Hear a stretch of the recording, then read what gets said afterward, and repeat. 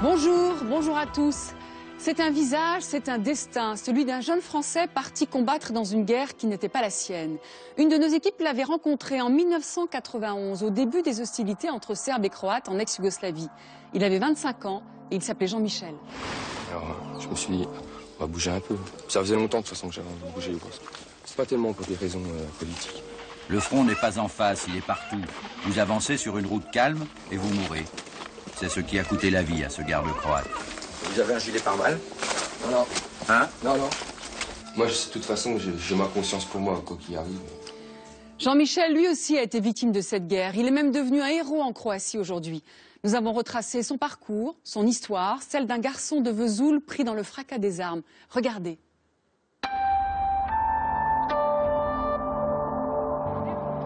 « 18 novembre 2012. Nous sommes à Vukovar, en Croatie. Comme chaque année, des milliers de Croates ont fait le déplacement pour commémorer la chute de la ville et le sacrifice de ses habitants. Vukovar, première d'une longue liste de cités martyrs telles que Sarajevo, Mostar, Srebrenica, toutes ravagées par la guerre en ex-Yougoslavie.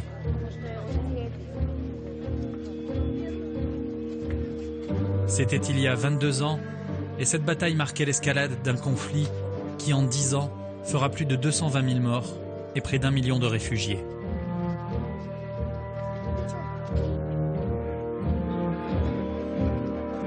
Lorsque les Croates commémorent Vukovar, c'est le pays tout entier qui se recueille. Les officiels se bousculent, les vétérans défilent et les mères en deuil viennent pleurer leurs fils. Parmi elles, une Française. J'essaie d'apprendre le croate, mais très difficile. Tuzak croate.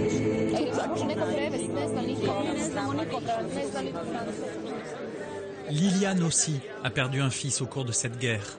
Jean-Michel, 25 ans, engagé volontaire aux côtés des Croates. Pour moi, Jean-Michel, ça n'est pas un héros.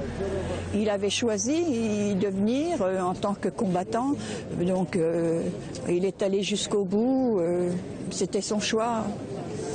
Voilà. Mais je suis fière, bien sûr. Je suis heureuse que les Croates se souviennent de lui tout de même. Ce qui n'a pas été le cas en France, puisque en France, personne... Si, Jean-Michel passe pour un facho. Hein, qu'il avait choisi le mauvais camp. Voilà. Héros ou facho? Qui est ce Français devenu pour les Croates un symbole de la résistance, une figure de la guerre d'indépendance? Pourquoi s'était-il engagé à leur côté? En 1991, envoyé spécial l'avait rencontré par hasard dans un petit village au sud de Zagreb. Joe? Wait a minute, I'm going to... You speak in French? Yeah. Oui, français. Impec. Vous êtes de quelle région? L'Est de la France, Ouais. côté de Besançon, Vesoul. Non, si, c'est vrai, il le mérite. Et ça vous a pris comment d'un seul coup? Ouais. J'avais déjà envie de venir et puis je me suis dit on va bien voir. C'était plus pour franchement, c'était plus pour l'action. Vous avez quel âge? 25. 25. Vous étiez quoi, chômeur? Ouais. Non, je travaillais aussi dans la sécurité, mais comme il y a eu la crise du Golfe, je bossais pour un prince arabe et puis il est parvenu. Alors je me suis dit on va bouger un peu. Ça faisait longtemps de toute façon que j'avais envie de bouger. On va recommencer. Sans attache avec la Croatie, il avait découvert ce conflit à la télévision et avait décidé sur un coup de tête de partir se battre pour l'indépendance des Croates contre les Serbes.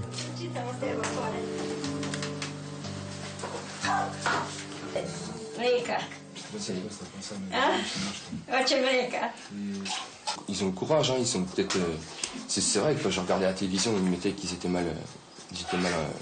peut-être mal entraînés, mal équipés. Là, ça commence à peut-être être un peu mieux, mais... Ils sont capables, en tout cas, ils n'ont pas peur. À l'époque du tournage, Jean-Michel était basé dans une zone épargnée par les combats. Mais lui et son unité ne tarderaient pas à être envoyés au front. Un mois plus tard, c'est à Vukovar, écrasé par les bombes serbes, qu'une autre équipe de télévision française le retrouvait. Blessé et bientôt prisonnier, Jean-Michel avait été rattrapé par la guerre, ses horreurs et les exactions des troupes serbes.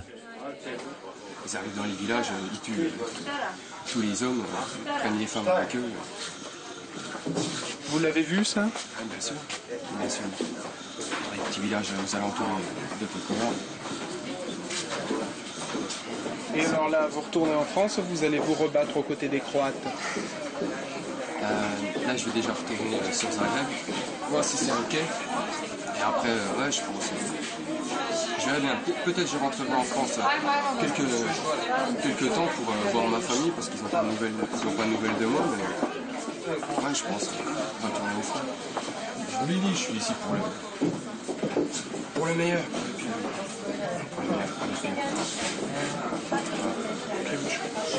Ouais, 5 minutes.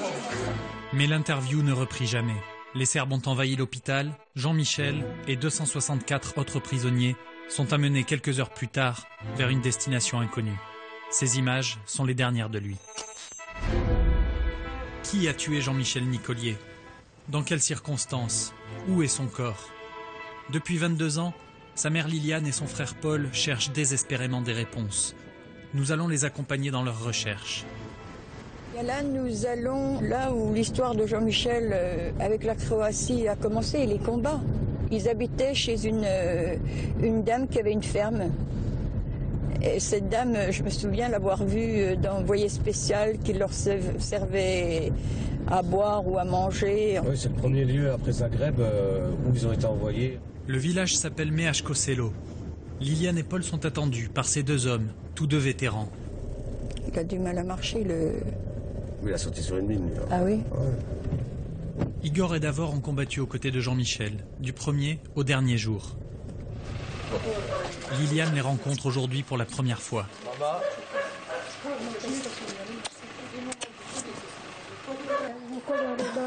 Nada est la fille de la fermière qui hébergeait Jean-Michel et ses compagnons d'armes.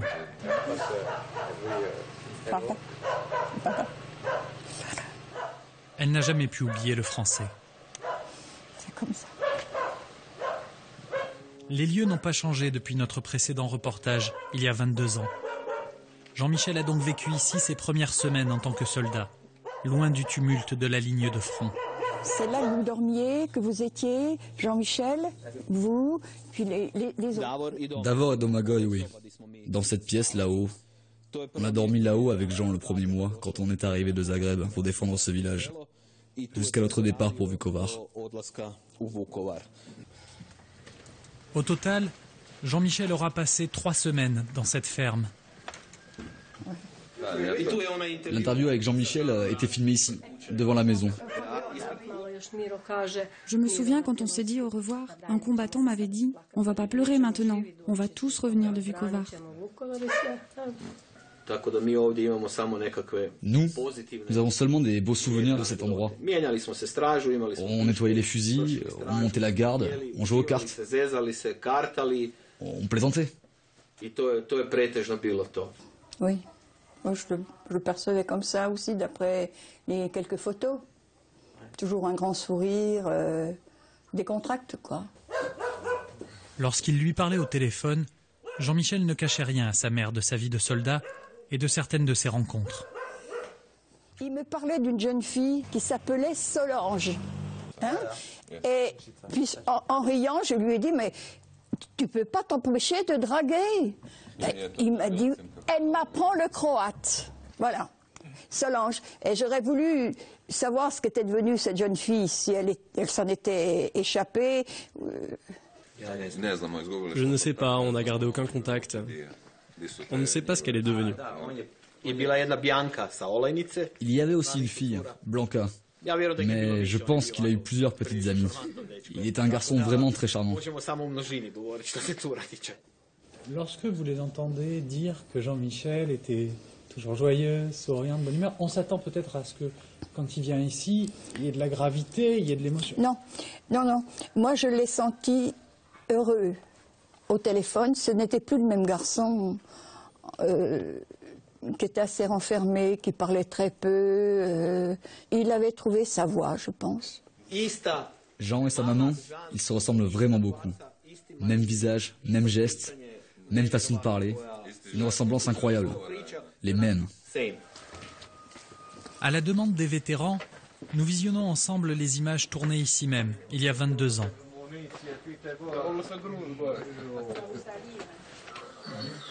Comme autrefois, tout le monde est réuni autour de la table de la cuisine.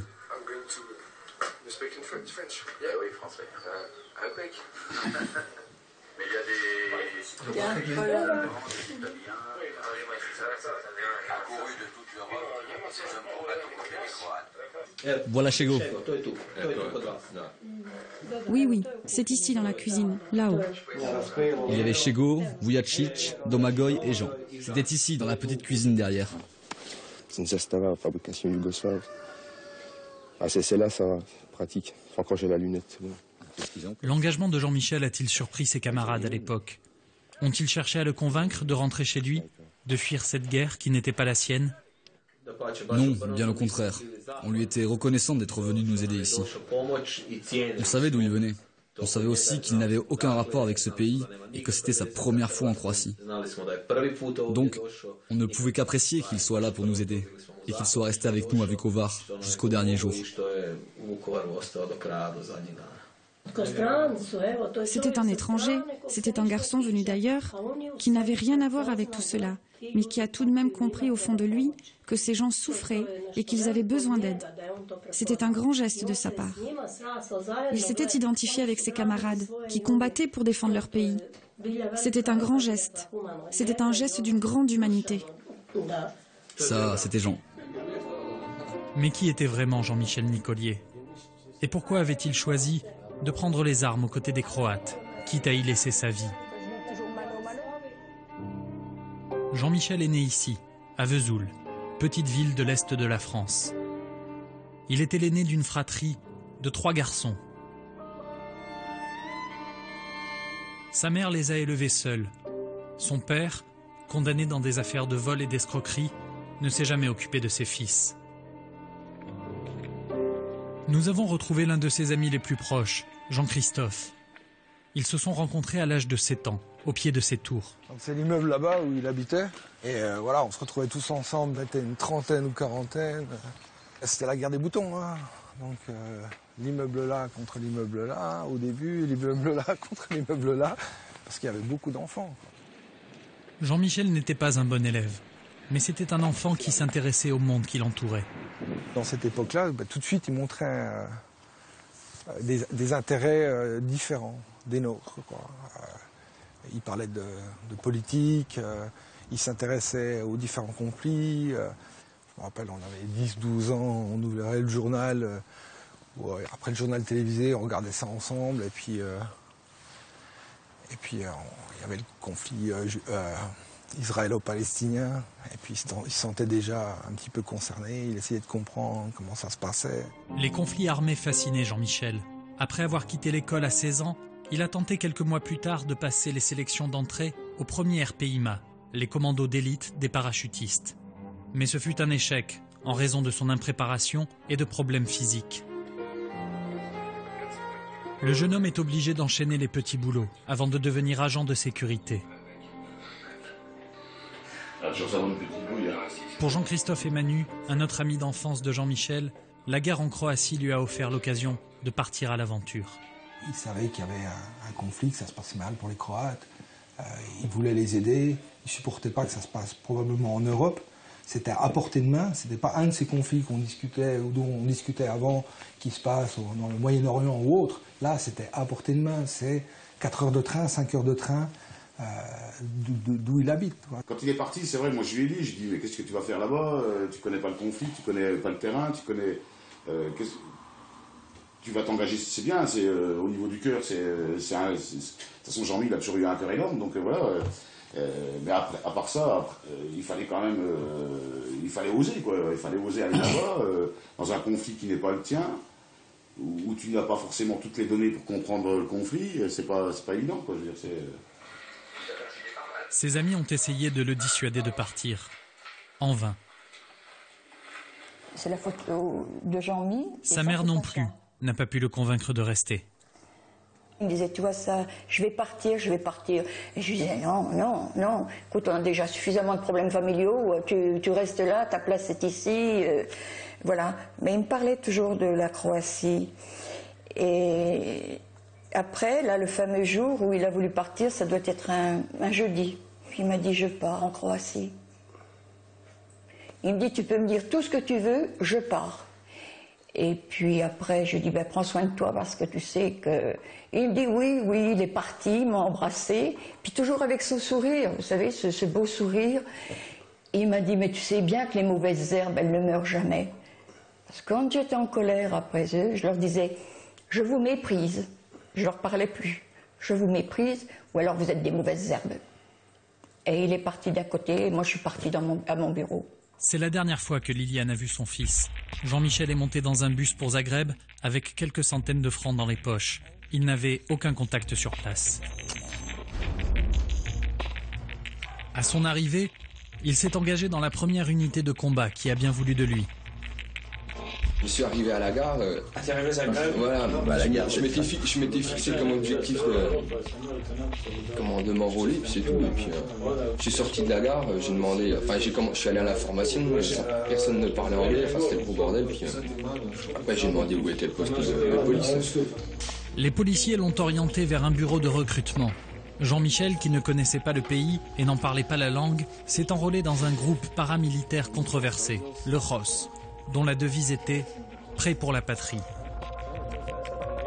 Une minorité de membres du ROS se réclamait alors ouvertement de l'extrême droite. À l'époque, notre équipe avait signalé la présence de 2 Français qui revendiquaient leur idéologie nazie. Ils avaient été blessés au combat. Interrogé sur ses motivations politiques, Jean-Michel s'était montré très clair. On a lu qu'il y en avait qui faisaient ça pour des raisons politiques, néo-nazis, etc. Non. J'ai lu ça dans le monde. Non, on peut faire ça pour des raisons politiques, pour la liberté par exemple, pour l'Europe. Mais enfin, moi je sais que pour moi, si je suis venu ici, c'était pas pour des raisons politiques. Je connaissais pas exactement les gens qui vivaient ici, je pouvais pas savoir. Je pouvais pas savoir exactement pourquoi ils se battaient. Mais de toute façon, je serais arrivé ici, je me serais retrouvé avec une bande de néo-nazis, je me serais cassé. Malgré ces déclarations, une polémique éclata en France après la diffusion du reportage et surtout après la disparition de Jean-Michel. L'extrême droite et sa presse firent de Jean-Michel un héros. Des élus du Front National demandèrent à l'Europe d'intervenir pour le retrouver. Insupportable pour Liliane, qui cria à la récupération politique à 2 mois des élections régionales. Je ne veux en aucun cas que le Front National récupère sa disparition, parce que je suis persuadée que le Front National n'en a rien à faire de la disparition de Jean-Michel. Il s'en fiche complètement, mais il voit les élections approcher, le 22 mars arrive, et ils se font une pub, ils se font de la publicité sur le dos de Jean-Michel, et ça, je ne le veux pas. Point final.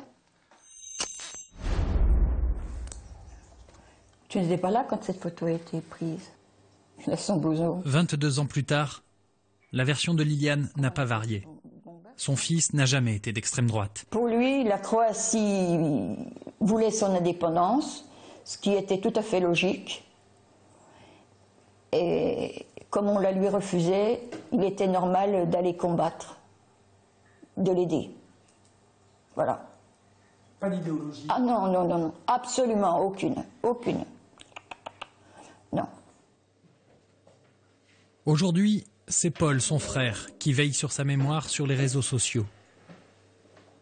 Sur la page qui lui est consacrée, Jean-Michel a des milliers d'amis. Ça me permet d'être au courant sur beaucoup de choses concernant Jean-Michel. Et en plus, ça me permet de rencontrer des gens qui ont connu Jean-Michel ou qui ont des témoignages. Et je m'efforce de répondre à tout le monde quand je peux, je veux dire. C'est quand même quelque chose que je regarde tous les matins, c'est mon premier boulot. Les messages qui affluent chaque jour sur le site sont majoritairement postés depuis la Croatie, où l'histoire de Jean-Michel a fait l'objet de documentaires, de livres. Un projet de film est même en cours de développement. Bah, tiens, là, par exemple, tu vois, c'est la photo, c'est quand on était chez le président de la République. Il y a 2 ans, Jean-Michel est même devenu officiellement un héros national. Liliane et Paul ont reçu des mains du président croate la plus haute distinction militaire en son nom. Mais pourquoi de tels honneurs ? Quel acte de bravoure a-t-il pu accomplir, lui qui n'a finalement combattu que 3 mois ?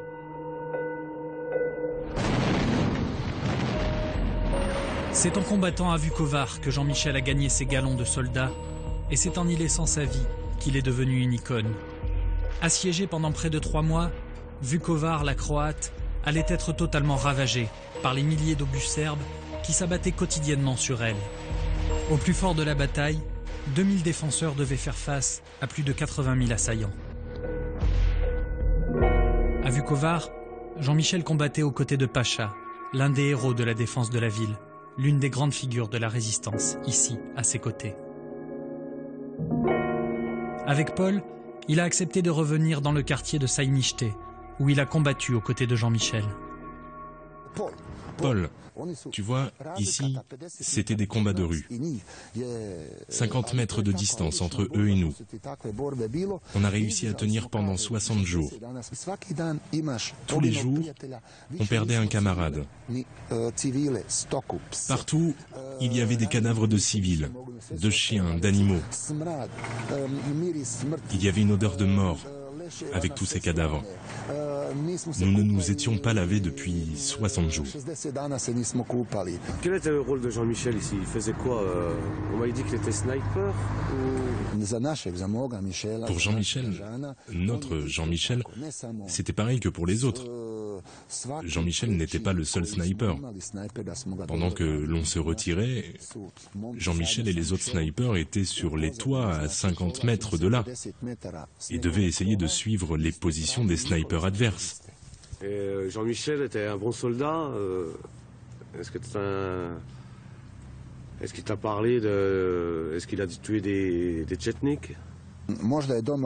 Peut-être qu'à la maison, chez lui, en France, il était timide, mais dans la guerre, l'homme devient un animal, comme un lion enfermé dans une cage. Il est obligé de se battre. Quand un de tes amis est tué et quand c'est cet ami qui t'a sauvé la vie la veille, tu deviens un animal. C'est un combat à la vie, à la mort. C'est quelque chose d'affreux. Je ne sais pas comment il était en France, mais ici il était très combatif. Pour moi, c'est un honneur de l'avoir connu. J'ai vraiment du mal à imaginer quels sont les idéaux qui peuvent pousser quelqu'un à partir combattre dans un pays étranger. C'est pour ça que je lui tire mon chapeau.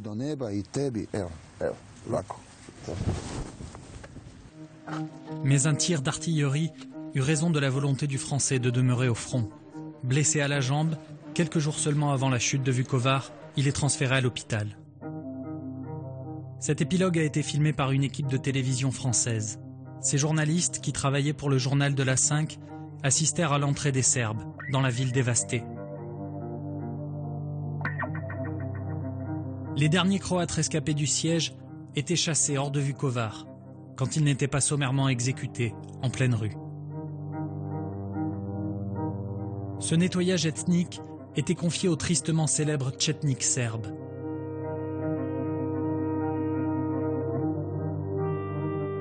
Ces miliciens étaient chargés des basses œuvres de l'armée fédérale.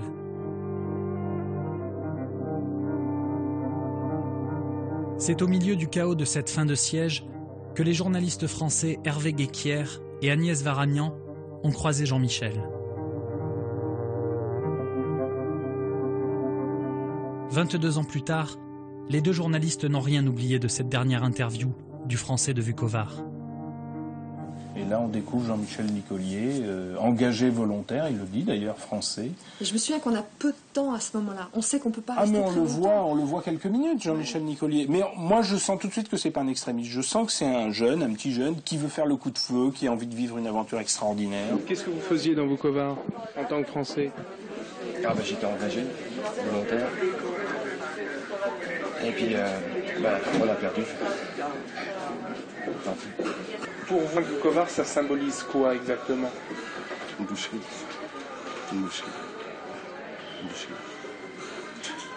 Moi, je pense que son engagement, c'est l'addition de frustration. Il avait voulu être soldat, et il n'a pas pu être soldat. C'est aussi sans doute un terrain de fracture personnelle et ancienne dans sa famille, hein, qui explique aussi qu'il soit parti loin et qu'il se soit cherché un destin exceptionnel. Je crois qu'il avait envisagé la mort.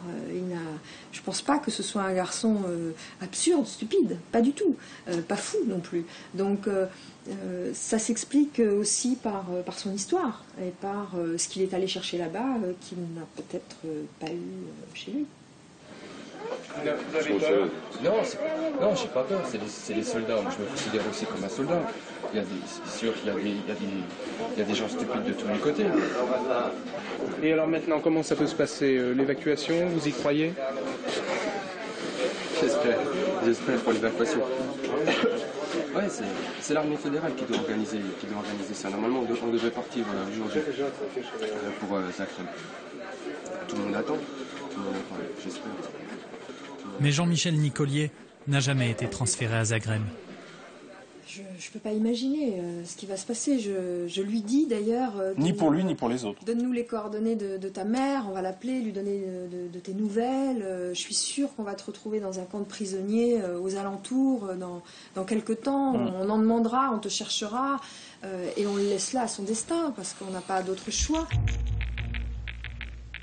Quelques heures seulement après cette interview, les prisonniers sont évacués en bus vers une bergerie située à 4 km à peine de Vukovar.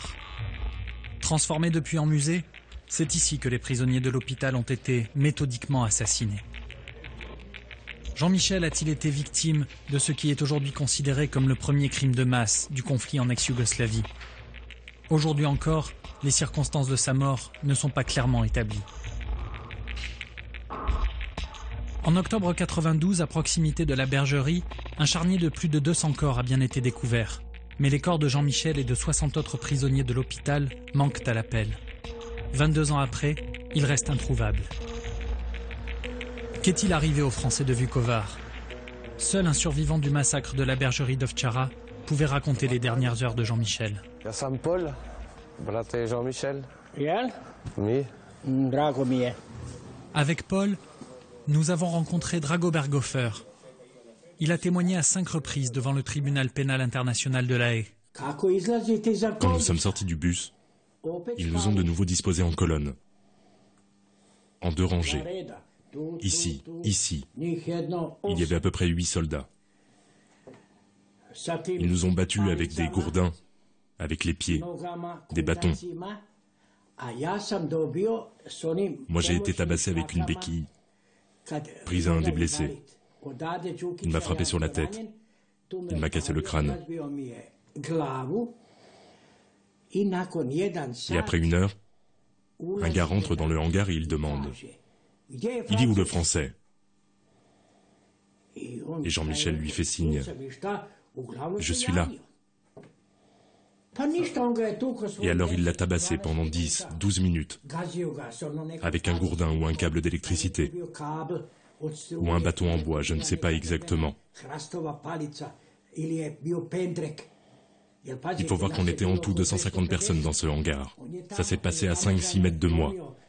À ce moment-là, le milicien serbe lâche son surnom, Kemo. Il le battait, il le tabassait et il lui disait « Je vais te montrer qui est Kemo ».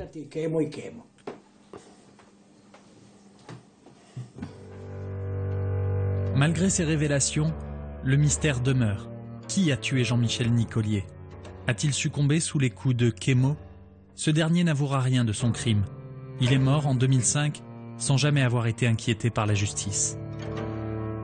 En revanche, son témoignage aura permis la condamnation par le TPI de 2 officiers serbes. 20 ans d'emprisonnement pour Mile Mercic, pour meurtre et torture. 10 ans pour Veselin Šljivančanin, pour torture et crimes de guerre. En Serbie, 15 autres personnes ont été condamnées pour le massacre de la bergerie d'Ovtchara. Mais le meurtrier de Jean-Michel Nicollier n'a jamais été clairement identifié. Aujourd'hui, quel espoir pour Paul et Liliane de retrouver un jour le corps de Jean-Michel? La famille du Français n'a qu'une seule certitude. Si on arrivait à retrouver le corps de Jean-Michel, vous aimeriez qu'il repose où? En France ou en Croatie? Ah non, certainement pas en France. Ah non, il n'a rien à faire en France. En France, ils l'ont laissé tomber. Non, non, non, depuis le début, j'ai dit qu'il reposerait en Croatie. Oui. En Croatie, ce sont plus de 2300 personnes qui sont encore portées disparues. Dans un pays encore profondément traumatisé par la guerre, la recherche de la vérité demeure un long et douloureux chemin. Un calvaire pour les familles, un obstacle majeur à la réconciliation entre Serbes et Croates.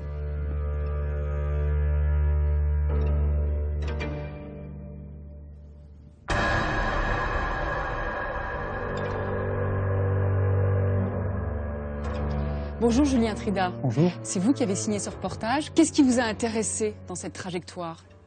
Je crois d'abord que dans un premier temps, ce qui m'a intéressé, c'était lui en tant que personnage, spontanément ce que j'en avais ressenti, avec ce sourire incroyable, avec cette espèce de douceur qui contrastait totalement avec le chaos dans lequel il s'était retrouvé. Donc ma première motivation, c'était de me dire comment un garçon qui a l'air tellement simple et tellement tendre, un peu romantique comme ça, se retrouve au milieu de l'enfer.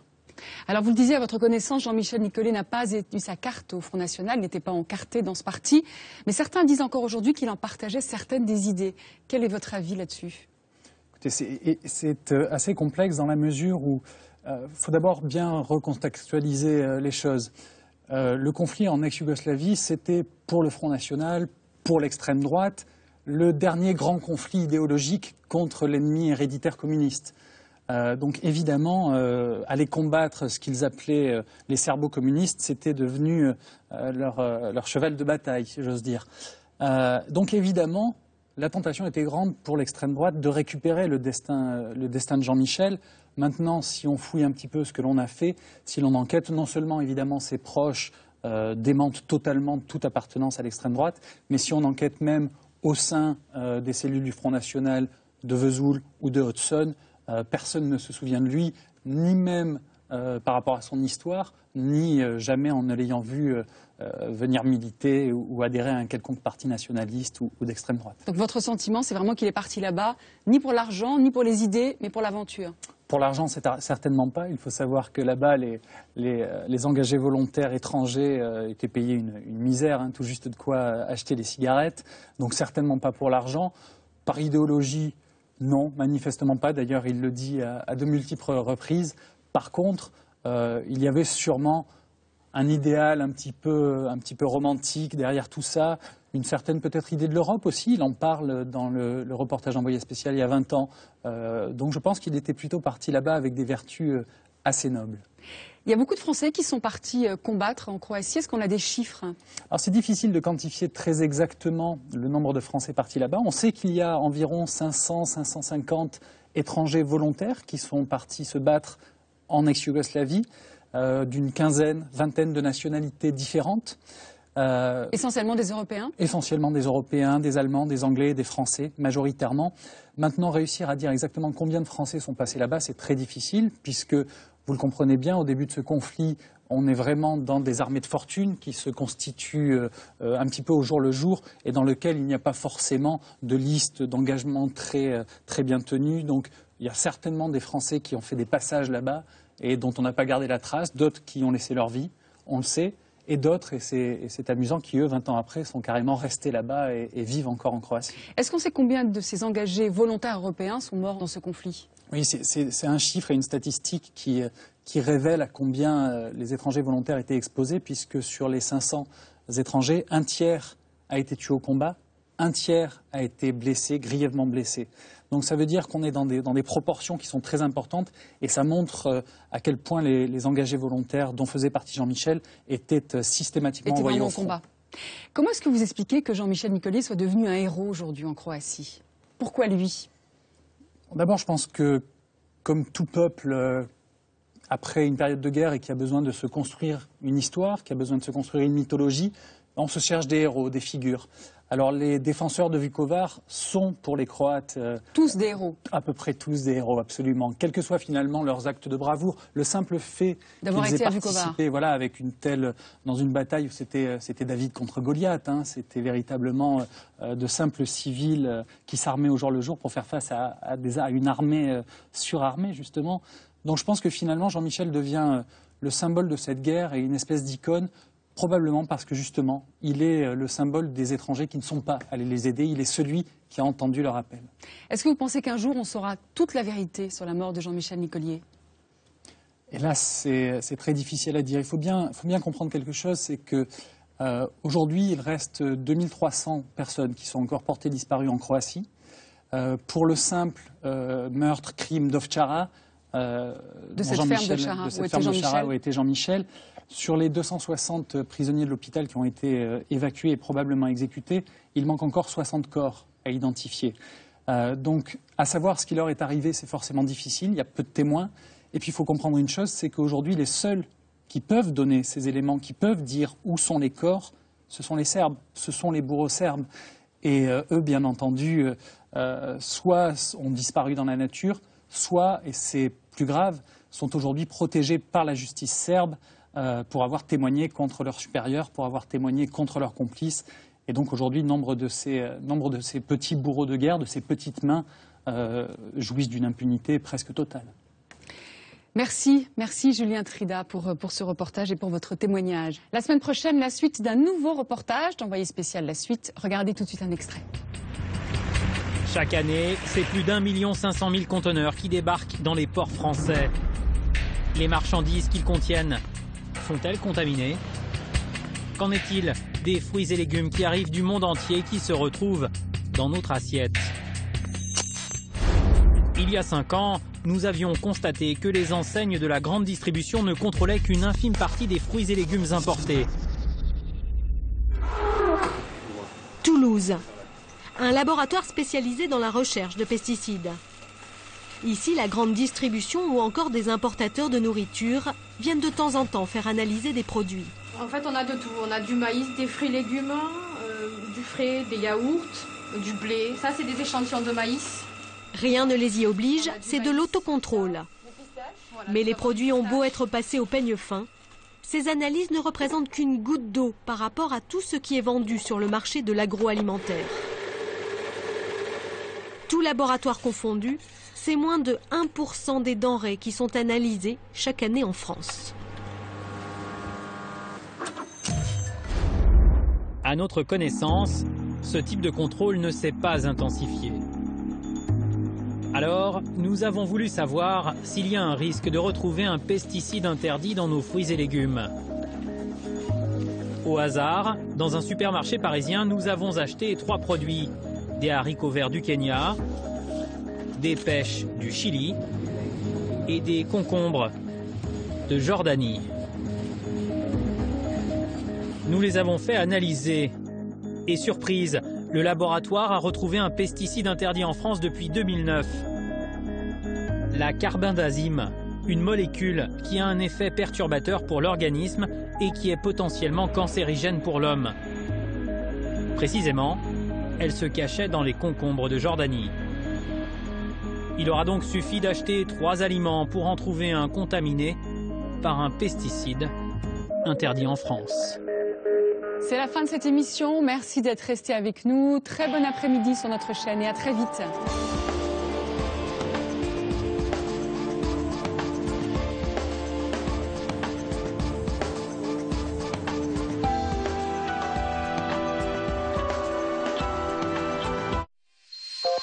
Dès maintenant, pour plus d'infos sur les reportages, rendez-vous sur France2.fr.